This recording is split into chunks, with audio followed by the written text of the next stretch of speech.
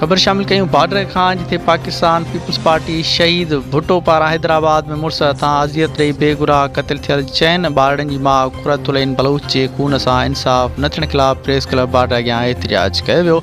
एहतिजाज जी अॻवानी शहीद भुट्टो अॻवान तारिक मंगी, कामरेड कादिर बिरोही, कामरेड दोदो देशी, फ़हद जूनेजो, जमील मेमुण, एजाज़ कांदड़ो, मंठार जोगी, अकबर गोदड़ाई, ज़ाहिद हुसैन तुनियो ऐं माशूक मेमुण जन करे रहिया हुआ। उन मौक़े ते मुज़ाहिरीन मीडिया सां ॻाल्हाईंदे चयो त कुझु हफ़्ता अॻु हैदराबाद में वहशी सिफ़त मुड़ुस उमर मेमुण पंहिंजी घरवारी कुरतुलैन उर्फ़ एनी बलोच खे मासूम ॿारनि अॻियां बेदर्दी सां क़त्लु कयो।